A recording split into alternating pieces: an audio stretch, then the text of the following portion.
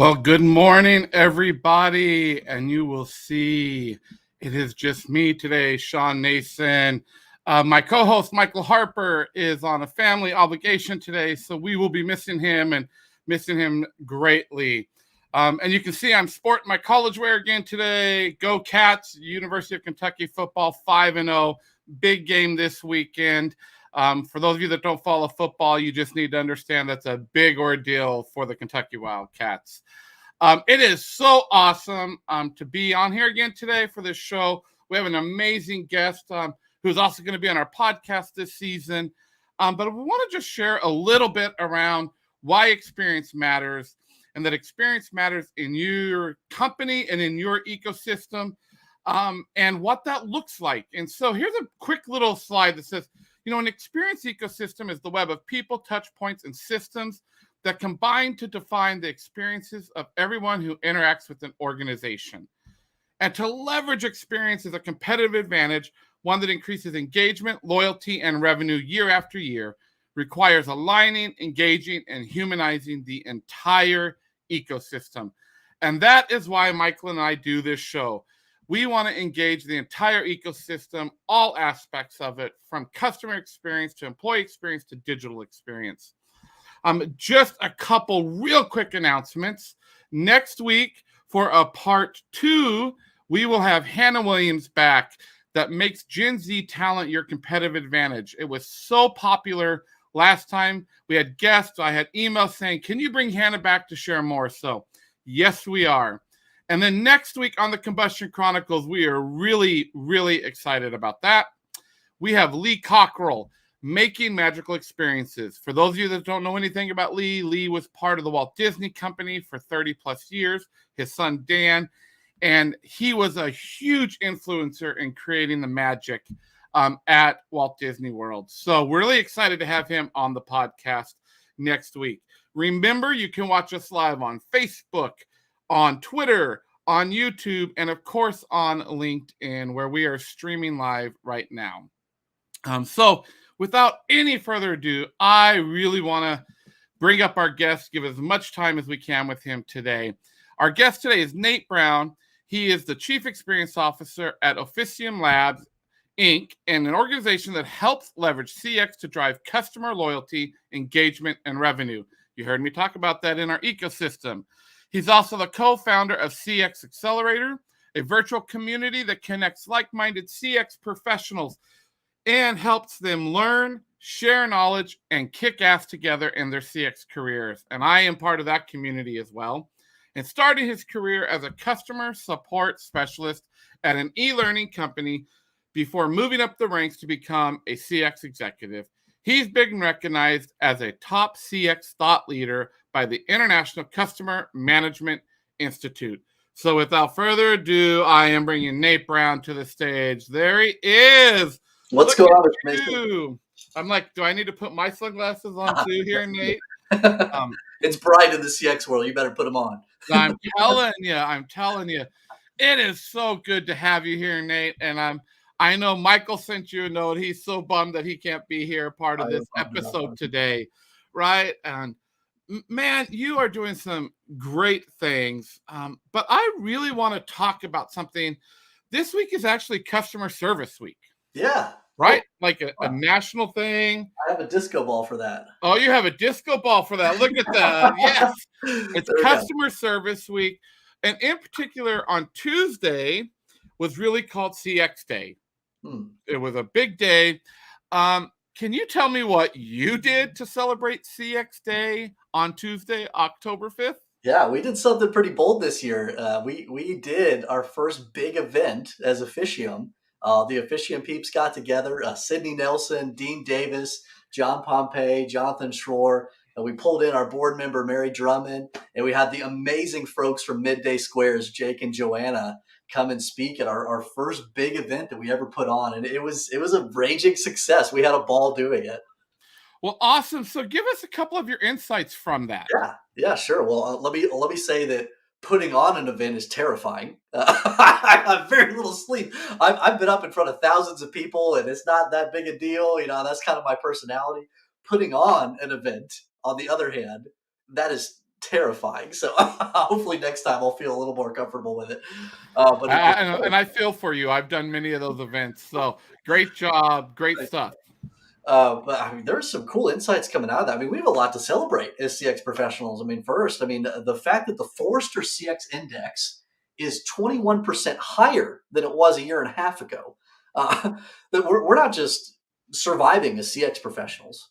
Even though customer expectations have increased, customer behaviors are out of control in certain sectors. As the stress and worry just gets into people's minds in a way that we've never seen before, but you, as CX professionals, are bringing peace, intelligence, harmony into those situations, accelerating this ecosystem that Sean pulled up there in Yep. ways that we never thought possible, and doing it so quickly. It's been a remarkable year and a half. Well, so let's talk about that because you talked about, the Forrester Index and, that things are growing like never before there. And, that our industry is growing in a time when there's a lot of, tumultuous things happening Good in the word. service industry. And we were with a company actually this week, a partner of ours, and really started to talk about that they are a service industry, although you wouldn't typically call them a service industry. But this last May, I pulled up this little list, and I'd love for us to look at it. Ooh. Nate, that Smart Carrot put out in May of 2021 these top 10 CX mistakes. And I looked at a bunch of posts. I attended some of your event a lot Yeah. on Tuesday, and I heard a lot about these things. So this is kind of a stoke to get the conversation going, because I'm going to get really specific with you today on some opportunities and pitfalls that organizations and CX professionals can do. But when Yeah. you look at these, first off, CX is a team sport. I am going to give you my opinion on that. I 100% agree. But I also 100% agree that if an organization does not have someone that's coaching that team, it becomes a disheveled team and a bunch of eyes. And so, when I say that about not building a customer focused culture, number one in these top 10 CX mistakes, do you feel the same way? Do you feel like if an organization doesn't have a Nate Brown, a chief experience officer, do you really think they can effectively do CX? So we're starting with that idea of CX as a team sport. Is that right? Okay. Yeah. Yeah. I'm over here looking at this great list. Those are some smart carrots over there. But yeah, so first, this idea of CX being a team sport, I love that. I was watching the Seattle game last night, and there was a Yep. commercial on for a company where they had two employees on a couch putting an arm around each other, and they're like, "We're like a family here." I'm like, I get that. And a lot of companies like to talk in that terms of family. I much prefer, and Denise Leon has a great article on this, to think about your organization as a high performing sports team. I mean, if you Mm. think of the camaraderie that's there, and you're incentivized to perform really well, but not just you, because selfish athletes do badly. They are not Yeah. liked and they do not win. It Great requires the point. team coming together and edifying one another, making the strengths of each other come out in a way that ultimately helps them to achieve the objective, beat the other team. But you Yeah. can't do that putting a knife in the back of your own teammates. I mean, it's Mm. a great metaphor for an organization to think about. The competition is not inside of your company. And having that circle of psychological safety that Simon Sinek talks about so well inside of your organization. We trust each other. We are all unified in what we're trying to accomplish. Let's now go fight the actual competition that is out there. Let's serve our customers better than they can. And that's a great way to think about it. You don't think about your family that way, Sean. That's right. That's right. That is really powerful, and I loved how you said your competition is not on your inside. It's not. But we see that a ton, Nate. Like Yeah. we see that a ton. Yeah. Um, so out of these top 10 CX mistakes that you see, what is one that just jumps out at you that you're passionate about that says, "Oh my gosh, absolutely. Here's my advice on that." I mean, they're all fantastic, and I will fully admit I created my own list before the call because I didn't know that you already had one. But I Awesome. only came up with 8, so these are smarter carrots than me. But we have some fantastic ones here. I mean, I'm gonna call out this not acting on customer feedback. Okay. Awesome. We've gotten really good at collecting voice of customer feedback, both Yeah. structured and unstructured, qualitative and quantitative types of feedback. Most organizations that I serve right now have more customer feedback than they know what to do with, which is a very bad place to be, because what ultimately happens is you stop listening to your customers. They don't feel like they're being heard. You stop effectively closing the loop on the feedback that you're getting. And all of a sudden, your voice of customer program becomes a liability instead of something that helps to drive your CX program. I love it. That's bad. That's bad. I mean, I don't love it, but I love your insight in it. That right, like, and I as well cringe when I hear organizations say, "Oh, we have all kinds of data, and we just don't know what to do with it." Stop collecting it. That's bad. And we work a ton at Mophie in healthcare. Do you know how many times a week in healthcare I hear that statement? We Yeah, have so much data, I see it. around our patients, around our Yeah. members, around our consumers, and we don't know what to do with it. Well, then stop collecting it. Yeah, I Like, mean, to your point about having a coach, I mean, Vanderbilt Medical, Brian Carlson is their VP of patient experience. yep, He's one of the most talented, experienced design professionals that I've ever seen. If you think about the data, the machine of feedback that Vanderbilt has in place, because that's a lot of smart individuals over there, yes, he is coordinating all of that to make sure that the patients feel heard, that they're honored in that feedback cycle, and that improvements are actually being made and measured on that. And if you go back to the pitfalls, I yep. feel like that kind of leads us into another one that's there.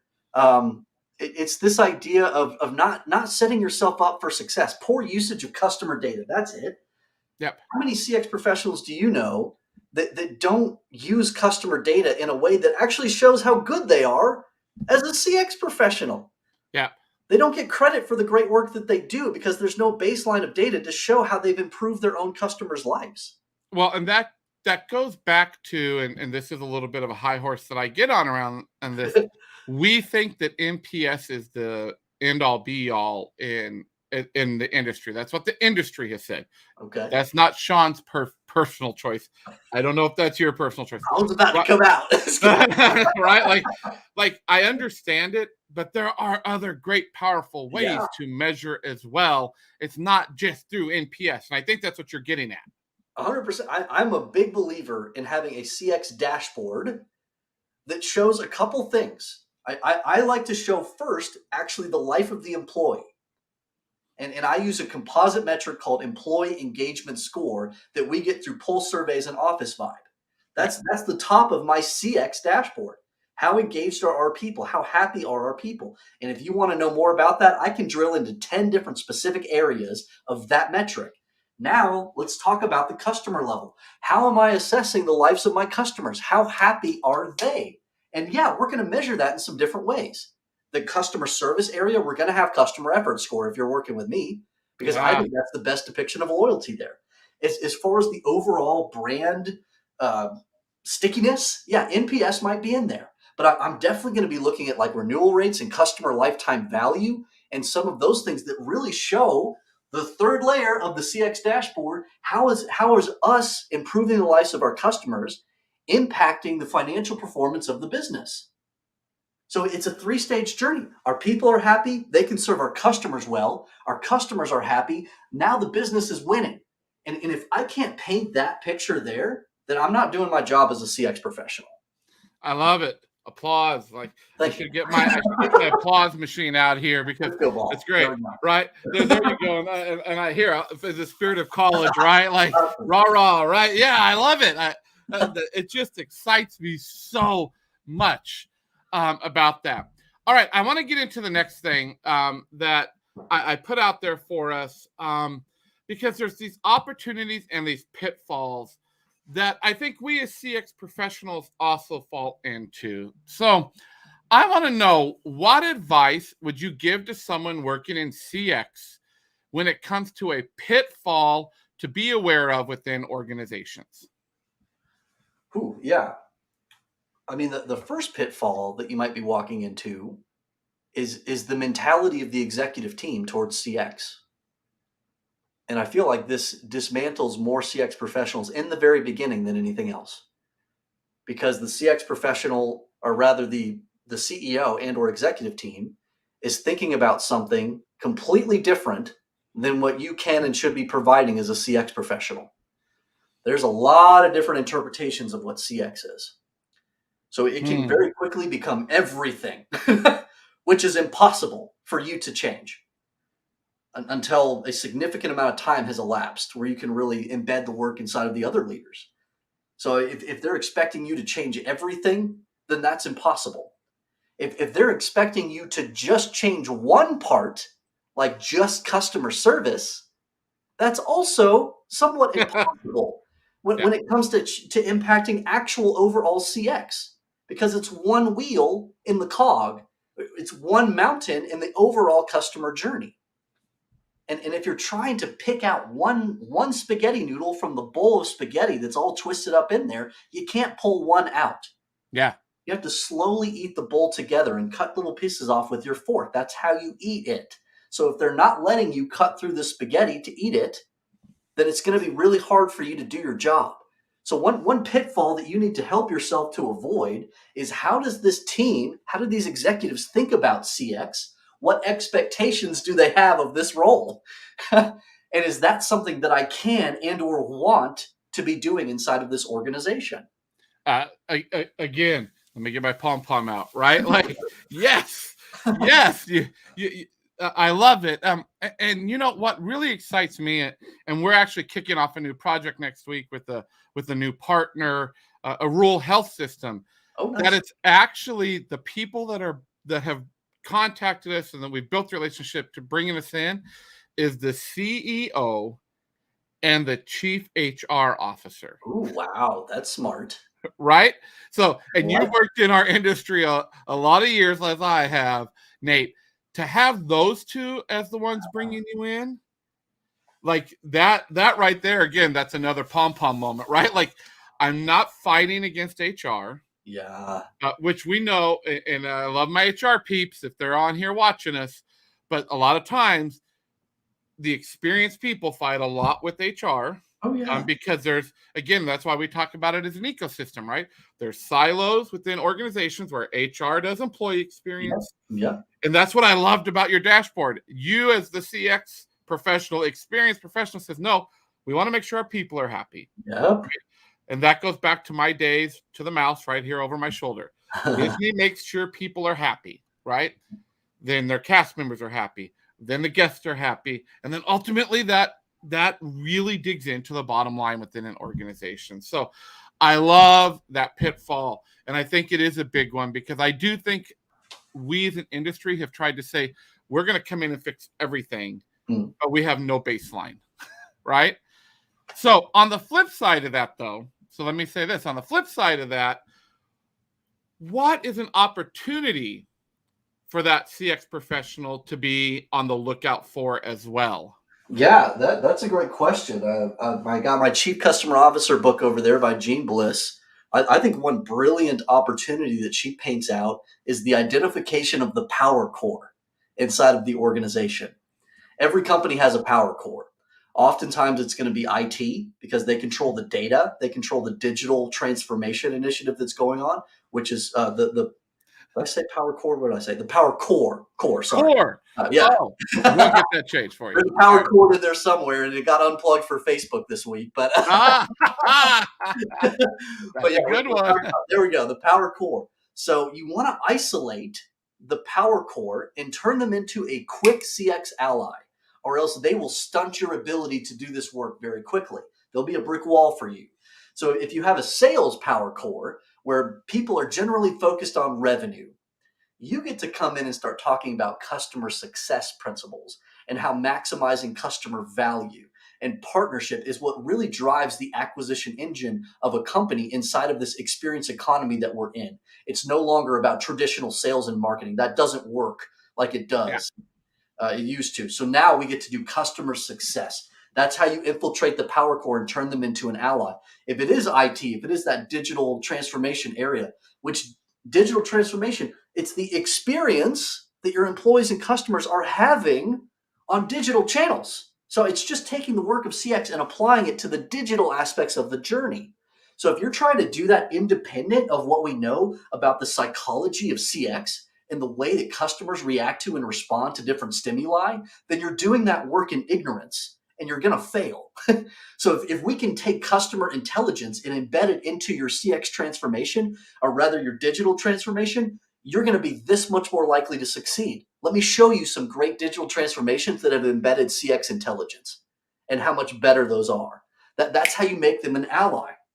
So I love it. whatever your power core is, stop fighting them. Stop fighting them. I remember I was working in an organization and I was talking to a mentor of mine, and I'd been doing CX inside of this org for a couple of years and just feeling stuck. And I was like, I just feel like every day I'm coming in fighting a battle. I have to gird myself for war and go try to convince people to go do CX. And she's like, inside of your own company, take your armor off, man. Like that vibe is coming off you so tangibly that they're having to Wow. defend themselves against you. And you're in a cycle right now. It's like, get out of the cycle. You're here to serve.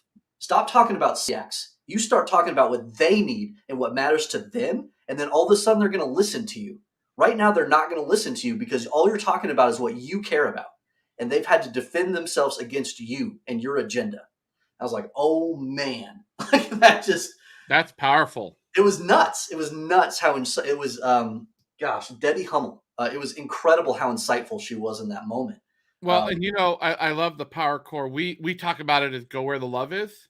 Nice. And I Right. remember my first big CX role outside of working at Disney. Yeah. Um, that I remember going to an executive who was a mentor, who really poured into me, and I said to her, and her name was Marsden Connolly. She's retired now, but she said to me, I said, Marsden, we have this new way of wanting to do innovation and experience. Yeah. Will you let me do it within your organization? And if in 6 months you don't see the result, fire me, right? Like, because I believe so much in it. Yeah. And we did it, and we had great results, and she became the champion. Nice. She was that power core that then other leaders, she was talking about it. And I'm like, yes, this is, so I love it. Love it, love it, love that opportunity. Well, we are getting close to, I'm closing out, but I want this from you. Okay. What trends about customer experience do we need to be paying attention to for 2022 and beyond, Nate? Right on. Okay. Let's start with a little bit of a technical one. Okay. Largely inspired by Mary Drummond at Orthix. So I don't think that voice of customer is going to be survey based for much longer.